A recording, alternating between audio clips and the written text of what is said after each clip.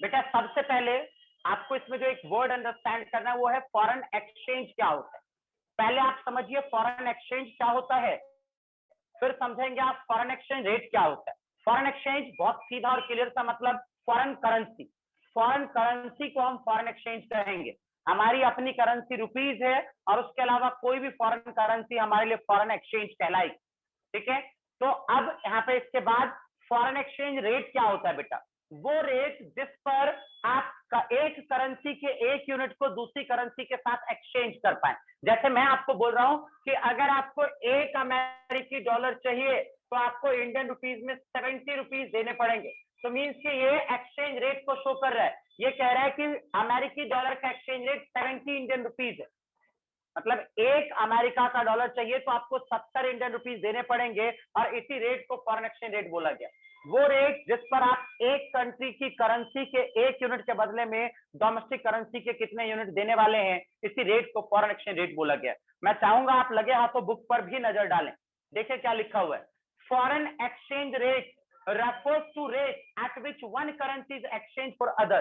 वो रेट जिस पर एक करेंसी को दूसरी करेंसी के साथ एक्सचेंज किया जा सके उस रेट को फॉरेन एक्सचेंज रेट कहते हैं।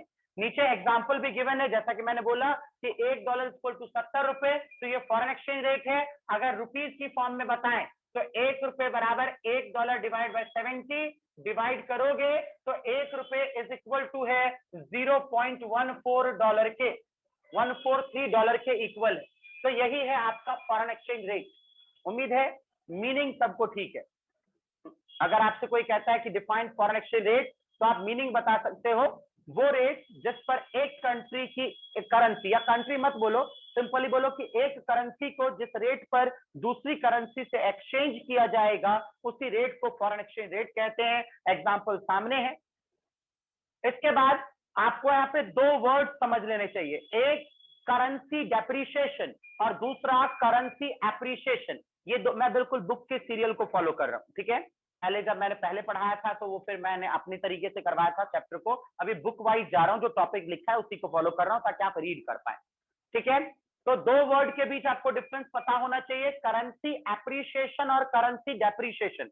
ध्यान देना क्लास, अगर कभी आपकी डोमेस्टिक करेंसी फॉरेन करेंसी के कंपैरिजन वीक हो गई, कमजोर हो गई, तो आप वर्ड यूज करोगे कि करेंसी का डेप्रिशिएशन हो गया। और अगर फॉरेन करेंसी के कंपैरिजन आपकी करेंसी स्ट्रांग हो गई तो आप वर्ड यूज करोगे कि करेंसी का एप्रिशिएशन हुआ है। मैं एक एग्जांपल देता हूं, मान लो $1 ₹60 का, 70 रुपीज का था और अब $1 बढ़ के हो गया 75 रुपीज।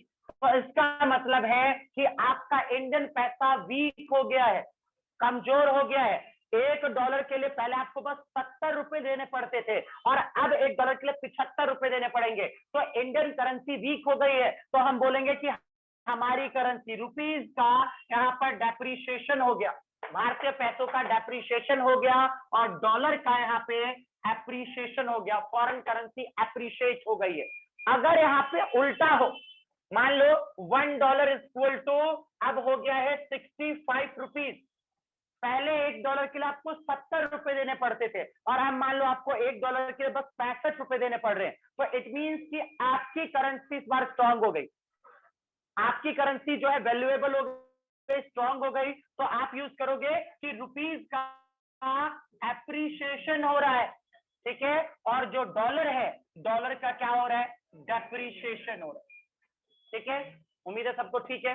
एक और चीज सुन लो क्लास, अगर इंडियन करेंसी अप्रिशिएट हुआ, अगर आपकी करेंसी अप्रिशिएट हुई तो इट मींस आपके लिए फॉरेन चीजें चीपर पड़ेंगी।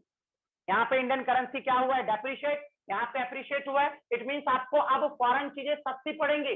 इट मींस आपका एक्सपोर्ट का लेवल, एक्सपोर्ट बढ़ जाएगा और फॉरेन कंट्री से इंपोर्ट करना, सॉरी क्लास, चीपर पड़ेगा ना आपको, इंपोर्ट बढ़ जाएगा आपका और फॉरेन कंट्री वालों को आपकी चीजें महंगी पड़ेंगी, मींस आपका एक्सपोर्ट का लेवल कम हो जाएगा। इस बात को थोड़ा सा समझे दोबारा से।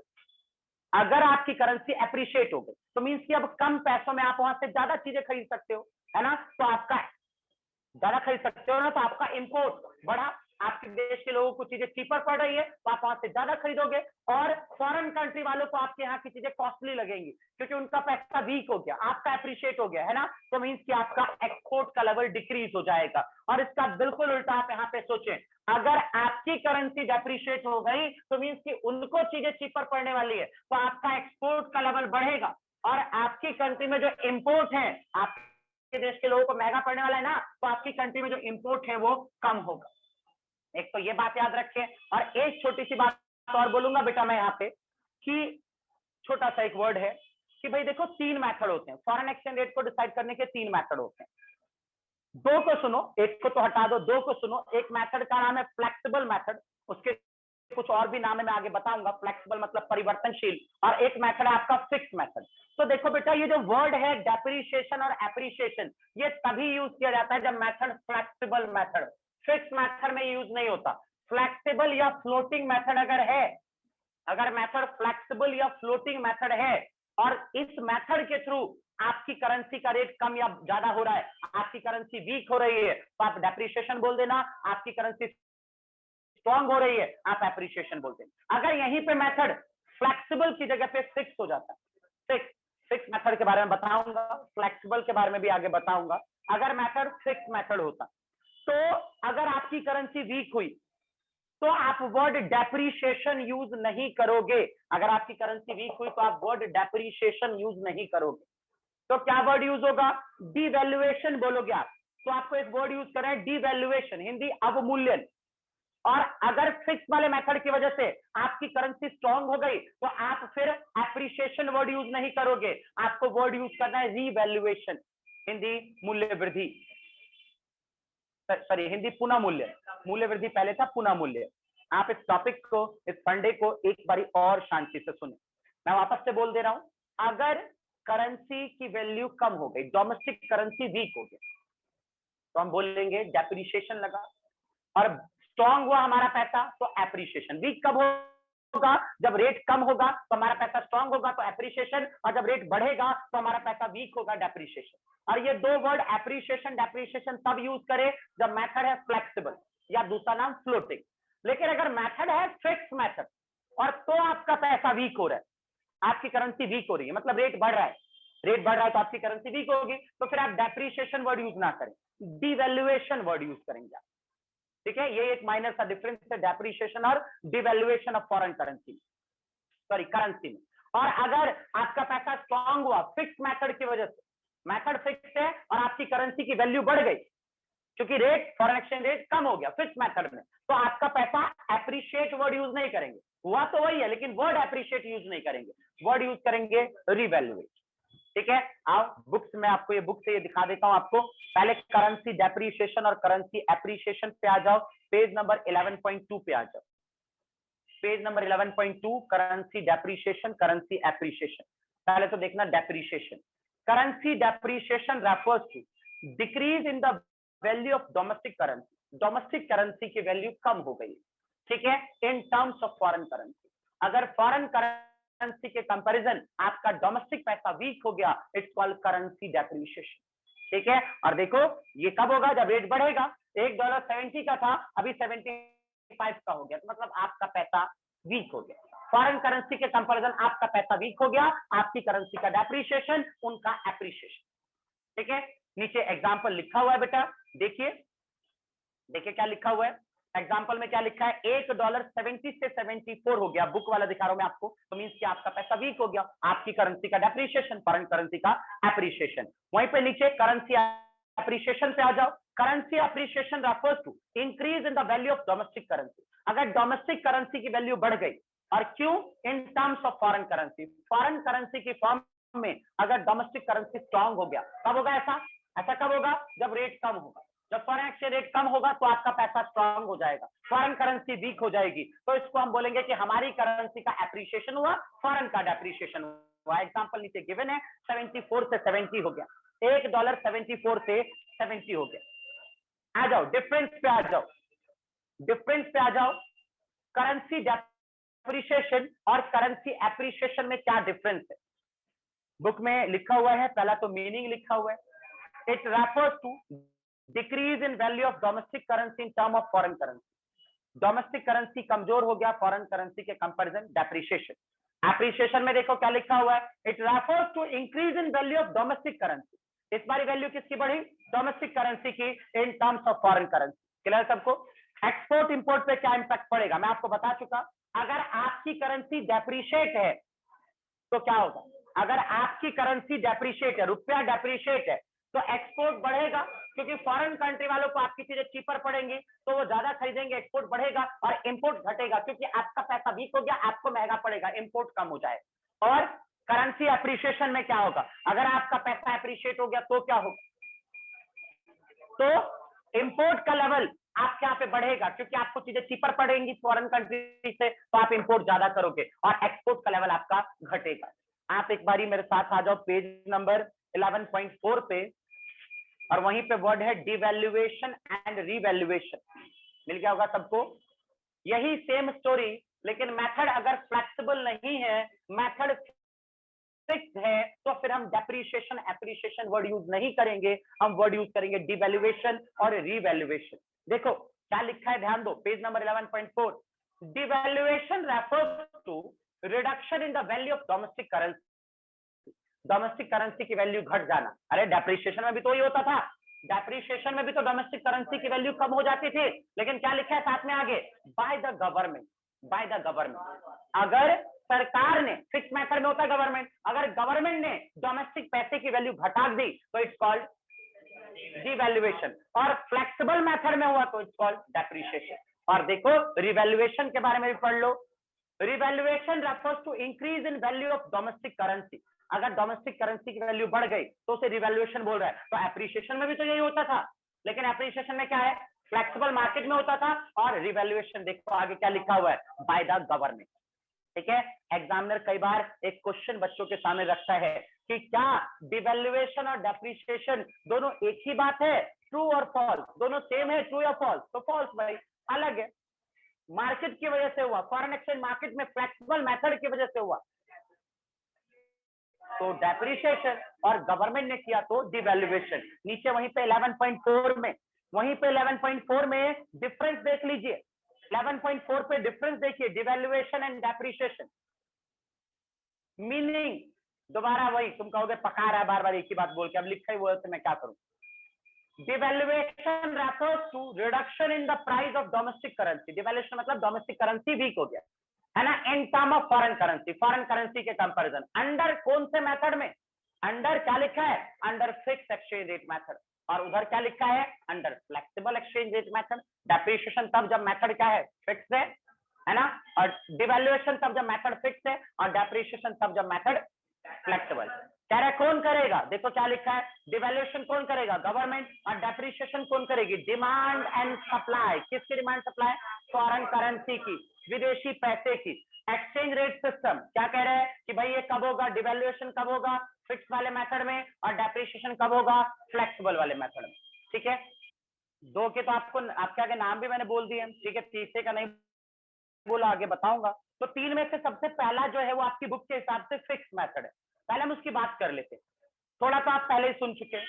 Fix method foreign exchange rate का एक ऐसा मेथड है जिसमें rate of exchange government decide करेगी, मतलब फॉरेन एक्सचेंज मार्केट में डिमांड और सप्लाई की हेल्प से कोई रेट का डिसीजन नहीं होगा। रेट ऑफ एक्सचेंज क्या रखना है ये गवर्नमेंट क्लियर करेगी, गवर्नमेंट बताएगी कि एक करेंसी इक्वल टू कितना होना चाहिए।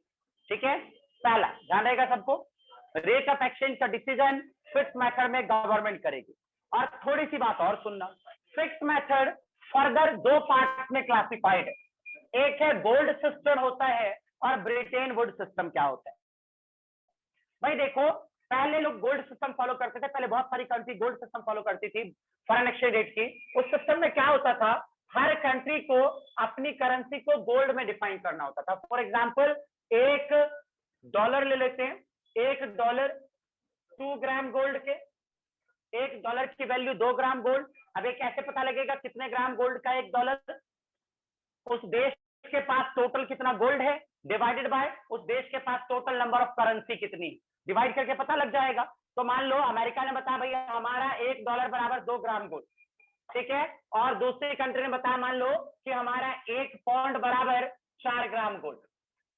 $1 2 ग्राम के, 1 पाउंड 4 ग्राम के। अब आपको मान लो एक्सचेंज करना है, डॉलर को पाउंड के साथ एक्सचेंज करना है, तो अब आप सिंपल सा एक काम करिए, गोल्ड वैल्यू कंपेयर करिए। डॉलर 2 ग्राम का है, पाउंड 4 ग्राम का। मीन्स अगर आप डिवाइड करते हो तो इसका मतलब ये निकल के आया कि $2 1 पाउंड के बराबर है। मतलब अगर आपको 1 पाउंड चाहिए तो $2 देना होगा। इसी सिस्टम को आप नाम देते हो गोल्ड एक्सचेंज सिस्टम, और ये फिक्स वाले मेथड का पार्ट है। दूसरा है ब्रिटेन वुड सिस्टम। 1944 में अमेरिका के ब्रिटेन वुड में ये सिस्टम वहां से बनाया गया। याद रखिए 1944 में ही आईएमएफ इंटरनेशनल मॉनेटरी फंड, वो भी स्टेब्लिश 1944 में ही हुआ था। 44 आईएमएफ का एस्टेब्लिशमेंट भी 1944 में ही हुआ था। ठीक है, क्या है ब्रिटेन वुड सिस्टम, ध्यान देना।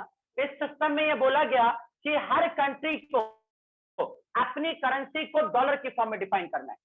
मतलब पहले क्या था कि हर कंट्री को अपनी गोल्ड में, क्या था, हर कंट्री अपनी करेंसी कैसे डिफाइन करेगी, गोल्ड की फॉर्म में। और अगर आपको रेट ऑफ एक्सचेंज का पता लगाना है तो गोल्ड वैल्यू कंपेयर करिए। लेकिन इस वाले में क्या है, हर कंट्री को अपनी करेंसी को क्या करना है, जैसे मान लो इंडियन रुपीज है तो किस में डिफाइन होगा, डॉलर में। और ऐसे मान लो कोई और करेंसी है तो वो भी किस में डिफाइन होगा, डॉलर में। कोई भी करेंसी सब किस में डिफाइन होंगे, डॉलर। और अब डॉलर की वैल्यू किस में डिफाइन होगी, तो गोल्ड। डॉलर किस में डिफाइन होगा, गोल्ड। अब आप जाओ डॉलर कंपेयर करने, जैसे इसमें सीधा गोल्ड कंपेयर करते थे, इसमें डॉलर वैल्यू कंपेयर करोगे। और जब डॉलर वैल्यू कंपेयर करोगे तो अल्टीमेटली जब आप डॉलर का कंपैरिजन करोगे तो अल्टीमेटली किसका कंपैरिजन हो जाएगा, गोल्ड वैल्यू। सुना सबने मुझे? जब आप डॉलर कंपैरिजन करोगे तो अल्टीमेटली गोल्ड कंपेयर हो जाए। देखो समझो बात को, हर कंट्री को बोला गया अपनी करेंसी को किसमें डिफाइन करो, डॉलर। डॉलर की फिक्स वैल्यू किसमें थी, गोल्ड में। और अब जब हमें रेट ऑफ एक्सचेंज कंपेयर करना है इस सिस्टम में, तो हम जाएंगे डॉलर कंपेयर करने, और डॉलर की फॉर्म क्या है, गोल्ड। तो अल्टीमेटली क्या कंपेयर होगा, गोल्ड। तो वही सिस्टम है, सिस्टम गोल्ड सिस्टम ही है ये भी, ब्रिटेन वुड सिस्टम। लेकिन बीच में एक एडजस्टमेंट कर दी गई, किस चीज की एडजस्टमेंट, डॉलर की एडजस्टमेंट। बस ये होता है ब्रिटेन वुड सिस्टम। ठीक है, एक बारी और सुन लो, सिस्टम का नाम फिक्स सिस्टम। और क्या है फिक्स सिस्टम, वो सिस्टम जिसमें रेट कौन डिसाइड करेगी, गवर्नमेंट। और ये फिक्स सिस्टम फर्दर 2 पार्ट्स में क्लासिफाइड है, एक है गोल्ड सिस्टम, एक है Britain would system. Gold system सीधा ऐसे नाक पकड़ने वाला सिस्टम, ब्रिटेन वुड ऐसे करके नाक पकड़ने वाला सिस्टम, बस इतना सा डिफरेंस है। मतलब गोल्ड सिस्टम में सीधा बोला गया करेंसी इक्वल टू गोल्ड, और आप गोल्ड वैल्यू कंपेयर कर। ब्रिटेन वुड में बोला गया currency equal to dollar, dollar equal to gold. जहां डॉलर कंपेयर कर, खुद ब खुद क्या कंपेयर होगा, गोल्ड। क्लियर बात सबको? देख लो एक बारी बुक में। हाँ, थोड़ी छोटी छोटी बातें और बताऊंगा। गोल्ड सिस्टम में, सॉरी, फिक्स सिस्टम में डिमांड सप्लाई का कोई रोल नहीं होता। फिक्स सिस्टम की एक अच्छी चीज कि फॉरेन ट्रेड सिंपल हो जाता था। फिक्स सिस्टम की एक अच्छी बात कि फॉरेन ट्रेड करना आसान होता था, क्योंकि जो फ्लेक्सिबल सिस्टम है उसमें 2-2 मिनट में रेट बदलता है। कैसे बदलेगा रेट, डिमांड सप्लाई चेंज होगी डॉलर की और रेट बदल जाएगा। इस सिस्टम में क्या है, गवर्नमेंट ने रेट डिसाइड किया तो गवर्नमेंट ही चेंज करेगी, इसलिए रेट फिक्स रहता था। और ये फॉरेन ट्रेड के लिए एक बढ़िया मेथड है, फॉरेन ट्रेड को ये स्टेबिलिटी प्रोवाइड करता था। आज के टाइम में कोई भी कंट्री फिक्स सिस्टम फॉलो नहीं करती। देख लीजिए, एक तो मीनिंग देखिए, fixed exchange rate system refers to a system in which exchange rate for a currency is fixed by the government। एक ऐसा सिस्टम जिसमें रेट ऑफ एक्सचेंज कौन फिक्स करेगा, गवर्नमेंट। और सीधा देख लो आगे नीचे क्या है बेटा, इसी को पैगिंग सिस्टम भी बोलते हैं, ध्यान देना, ध्यान दो। तो इधर तो ये फिक्स मेथड था, और मैं आपको एक वर्ड बोल रहा था लास्ट में कि फिक्स मेथड को ही आप कह रहे क्या, सेकंड लास्ट लाइन में कह रहा है कि when value of domestic currency add to the value of another currency। अगर आप एक करेंसी की वैल्यू को दूसरी करेंसी की फॉर्म में डिफाइन करते हो, it is known as pegging. ये ध्यान रखना। यहाँ पे देखो क्या हुआ है, डॉलर रुपीज को या किसी भी करेंसी को आप डॉलर में डिफाइन कर रहे हो तो इसी को पैगिंग कहते हैं। अगर बाई चांस कोई पूछ ले कि पैगिंग क्या है तो आप बता देना कि अगर एक करेंसी को आप दूसरी करेंसी की फॉर्म में डिफाइन करते हो, ठीक है। और जब आप एक करेंसी को गोल्ड की फॉर्म में डिफाइन करते हो, इट्स कॉल्ड पैरिटी वैल्यू। देखो नीचे सबसे लास्ट वाली लाइन में लिखा हुआ है, when value of currency is fixed in term of some other currency or in term of gold, it is known as parity value। ठीक है, अगर गोल्ड की फॉर्म में या अदर करेंसी की फॉर्म में डिफाइन हो रहा है तो पैरिटी वैल्यू, और जब सिर्फ अदर करेंसी की फॉर्म में डिफाइन होगा तो आप उसे टैगिंग कह सकते हो। ध्यान रखना, गोल्ड सिस्टम नीचे लिखा हुआ है आपके पास, हाँ गोल्ड सिस्टम नीचे लिखा हुआ, हिंदी में भी टैगिंग बोलेंगे, हिंदी में भी यही वर्ड लिखा होगा बुक में, संबंधित कर देना, ठीक है। गोल्ड स्टैंडर्ड और ब्रिटेन वुड स्टैंडर्ड दोनों नीचे बॉक्स में लिखे हैं, दोनों आउट ऑफ सिलेबस हैं, लेकिन फिर भी आप एक बार रीड कर लेना, क्योंकि मैंने आपको पहले कहा था कुछ आउट ऑफ सिलेबस नहीं, इस चैप्टर को आपको पूरा पढ़ना है। चलो बेटा आ जाओ अगले पे आ जाओ, flexible exchange rate system. Next method पे आ जाओ, फ्लेक्सिबल एक्सचेंज रेट सिस्टम। बड़ा सिंपल है, एक ऐसा सिस्टम जिसमें rate of exchange government decide नहीं करेगी, जिसमें rate of exchange foreign exchange market में विदेशी विनिमय बाजार में फॉरेन करेंसी की डिमांड और फॉरेन करेंसी की सप्लाई, फॉरेन करेंसी की डिमांड और सप्लाई की हेल्प से अगर रेट का डिसीजन होगा तो उस रेट को आप फ्लेक्सिबल एक्सचेंज रेट बोलते हो। मीनिंग सबको क्लियर है? डायग्राम देखना जरा, y axis x0, demand and supply of dollar, demand and supply of dollar, foreign exchange rate, ठीक है। ये है सप्लाई ऑफ फॉरेन करेंसी, ये है डिमांड ऑफ फॉरेन करेंसी, ये पॉइंट ऑफ इक्विलिब्रियम, ये क्वांटिटी ऑफ डॉलर कि कितनी क्वांटिटी है डॉलर की, और ये है आपका रेट। ये जो रेट का डिसीजन हुआ है जो किसने किया? गवर्नमेंट ने नहीं किया, डिमांड ऑफ फॉरेन करेंसी है ना, और सप्लाई ऑफ फॉरेन करेंसी ने इक्विलिब्रियम पॉइंट के सामने जो रेट का डिसीजन किया, इसी रेट को आप नाम देते हो फ्लेक्सिबल एक्सचेंज रेट या फ्लोटिंग एक्सचेंज रेट का। याद रखिए, फ्लेक्सिबल या फ्लोटिंग, ठीक है, और इसमें गवर्नमेंट का कोई भी रोल नहीं होता। जरा रीड करें बुक को, फ्लेक्सिबल, पेज नंबर 11.4 पे हूं मैं। Flexible exchange rate system refers to a system in which exchange rate determined by force of demand and supply, underline कर लें, force of demand and supply, rate कौन decide कर रहा है? force of demand and supply of different currency, जिस भी currency के लिए आपको डिसाइड करना है, जैसे हम रुपीस के लिए कर रहे हैं तो ये रुपीस का है, force of demand and supply of different currency in the foreign exchange market, विदेशी विनिमय बाजार में, फॉरेन एक्सचेंज मार्केट में डिफरेंट करेंसी के डिमांड और सप्लाई के फोर्स से अगर रेट का डिसीजन हुआ तो इसी रेट को आप नाम दोगे फ्लेक्सिबल एक्सचेंज रेट। लगे हाथों, नीचे एक चीज और पढ़ लें, क्या था कि डिमांड और सप्लाई जब बदलेगा तो फ्लेक्सिबल रेट भी बदलेगा, है ना। देखो उस वाले में क्या था, रेट गवर्नमेंट चेंज करेगी, यहाँ पे क्या है, रेट किसने डिसाइड किया? सप्लाई और डिमांड ने। तो अगर डिमांड और सप्लाई फ्लक्चुएट होगा, उतार चढ़ाव होगा, तो ऑब्वियस सी बात है कि रेट भी चेंज होगा। वो नेक्स्ट लाइन में बता रहा है आपको, the value of currency is allowed to fluctuate freely according to change in demand and supply of foreign exchange. जैसे जैसे डिमांड सप्लाई बदलेगा रेट भी बदलेगा। अगले पॉइंट में देखो क्या लिखा है, इस मेथड में गवर्नमेंट का कोई भी रोल नहीं होगा। अगले में देखो इसका दूसरा नाम लिखा हुआ है फ्लेक्सिबल एक्सचेंज रेट सिस्टम। मिला सबको? सॉरी फ्लोटिंग, फ्लेक्सिबल तो ऊपर ही लिखा हुआ था, यहाँ पे फ्लोटिंग लिखा है, फ्लोटिंग एक्सचेंज रेट सिस्टम। बेटा कई लोग कंफ्यूज होते हैं, मैनेज फ्लोटिंग अलग होता है और फ्लोटिंग अलग होता है। मैनेज फ्लोटिंग अगले का नाम है, तीसरे मेथड का मैं बताऊंगा, ठीक है। ये दूसरे वाले के दो नाम है, एक है फ्लेक्सिबल, एक है फ्लोटिंग, ठीक है। मैनेज फ्लोटिंग नहीं है, फ्लोटिंग है, ये ध्यान रखिए थोड़ा सा। एक और है, क्या बताया था मैंने, इक्विलिब्रियम रेट ऑफ एक्सचेंज। एक और है इक्विलिब्रियम, क्यों? क्योंकि डिमांड और सप्लाई के इक्विलिब्रियम पॉइंट पे रेट का डिसीजन हुआ है, तो इक्विलिब्रियम रेट ऑफ एक्सचेंज भी बोलते हैं, ठीक है। इससे पहले कि आप कुछ और पढ़ो, आप मेरे साथ आ जाओ पेज नंबर 11.7 पे, पेज नंबर 11.7 पे आ जाओ आप। मिला सबको? एक हेडिंग है डिटर्मिनेशन ऑफ एक्सचेंज रेट, कि एक्सचेंज रेट कैसे डिसाइड होता है, कैसे फॉरेन एक्सचेंज रेट डिसाइड होता है। ये रहा भाई, ऐसे होता है फ्लेक्सिबल मार्केट में, ऐसे होता है रेट डिसाइड। एक्स एक्सेस पे है demand and supply of dollar, Y axis पे है foreign exchange rate, downward sloping demand curve है ये फॉरेन करेंसी का डाउनवर्ड स्लोपिंग डिमांड कर्व है ये, और ये अपवर्ड स्लोपिंग सप्लाई कर्व है। दोनों पॉइंट ई पे एक दूसरे को इंटरसेक्ट कर रहे हैं, और जहां पे इंटरसेक्ट कर रहे हैं वहीं के सामने जो रेट है वो है इक्विलिब्रियम रेट ऑफ एक्सचेंज, ठीक है। ये यहाँ पे लिखा हुआ है। फिर दो और बातें यहाँ पे लिखी है, उस दो बातों को पढ़ने पहले देखो जो लिखा है, जो मैंने बोला एक बार रीड कर लो। क्या होता है फ्लेक्सिबल, ये पता चल गया आपको पीछे, लेकिन फ्लेक्सिबल में रेट कैसे डिसाइड होता है वो अब आपने देखा यहाँ पे। फ्लेक्सिबल क्या है, जहां डिमांड सप्लाई से रेट डिसाइड होगा, फॉरेन करेंसी की डिमांड सप्लाई, और कैसे होगा तो ये रहा। आओ रीड करो मेरे साथ, देखो क्या लिखा है।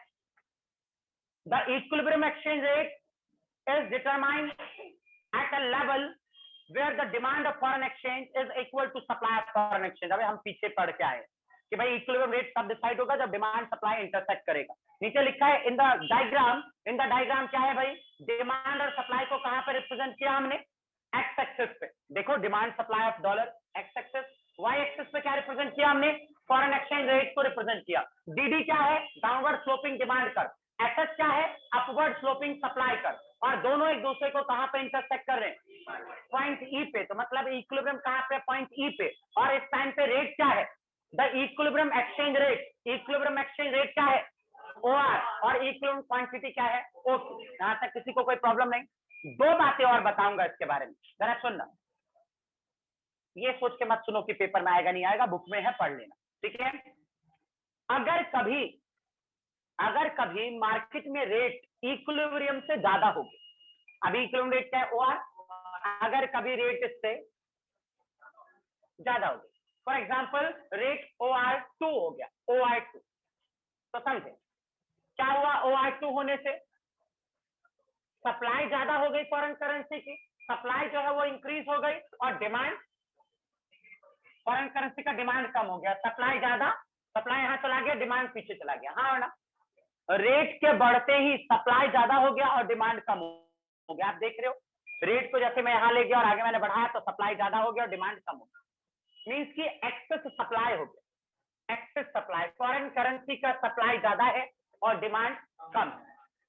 और ऐसा होने से जो रेट ज्यादा हुआ था उसको फोर्स मिलेगा, प्रेशर मिलेगा, एक्सेस सप्लाई का प्रेशर मिलेगा, और ये रेट फिर से कम होते होते वापस से इक्विलिब्रियम पर आ जाए, ठीक है। और जब रेट कम होगा तो रेट से कम होने से जो डिमांड एक्सेस हुआ था उसका डिमांड का, सॉरी सप्लाई एक्सेस, सप्लाई का कॉन्ट्रैक्शन और डिमांड का एक्सपेंशन, मतलब डिमांड और सप्लाई दोबारा अपनी जगह पे आ जाएगी।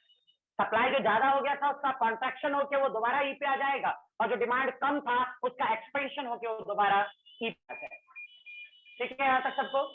इसका उल्टा, अगर कभी रेट इक्विलिब्रियम से कम हो जाए, अगर मार्केट में रेट कभी इक्विलिब्रियम से कम हो जाए, मान लो R1 हो गया, तो इस सिचुएशन में क्या होगा, इस सिचुएशन में डिमांड एक्सेस है, और इस बार डिमांड एक्सेस फोर्स करके रेट को दोबारा से बढ़ाएगा, और जब रेट बढ़ना स्टार्ट होगा तो डिमांड ज्यादा हुआ था ना, डिमांड का वापस से कॉन्ट्रैक्शन, सप्लाई का एक्सपेंशन, और दोबारा उसी पॉइंट पर इक्विलिब्रियम बन जाएगा। मतलब कहने का सिर्फ ये कि अगर कभी रेट से इक्विलिब्रियम रेट से रेट ज्यादा हुआ तो सप्लाई ज्यादा हो जाएगी और दोबारा रेट कम होके इक्विलिब्रियम पे आ जाएगा, और कभी रेट अगर कम चला गया तो डिमांड ज्यादा होगी और डिमांड एक्सेस की वजह से दोबारा रेट प्रेशर होके वापस से इक्विलिब्रियम पे आ जाएगा, ठीक है। ये दो पॉइंट है, पेज टर्न करो, आपको मिलेगा वहीं पे, आप इसे रीड करिए, देखिए क्या लिखा हुआ है। If the exchange rate increase to OR2, अगर रेट OR2 तक बढ़ जाए, the demand for foreign exchange will fall to OQ2, अगर रेट बढ़ जाएगा तो डिमांड फॉल कर जाएगा, दिख रहा है सबको, डिमांड पीछे चला गया OQ2 और सप्लाई ज्यादा हो गया।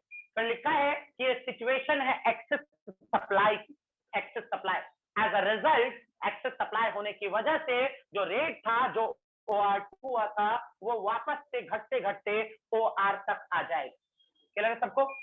सेम इसका उल्टा लिखा है अगले डॉट में कि अगर रेट फॉल होके OR1 हो जाए, OR1, तो इस बार डिमांड एक्सेस हो जाएगा, डिमांड इंक्रीज हो जाएगा OQ1 तक और सप्लाई कम हो जाएगी, ऐसे ही होगा ना। और इस बार सिचुएशन डिमांड एक्सेस की, और डिमांड एक्सेस की वजह से रेट फिर से बढ़कर OR तक चला जाए। यहां तक ठीक है। तो मैं उम्मीद करता हूं आप इतना पढ़ लोगे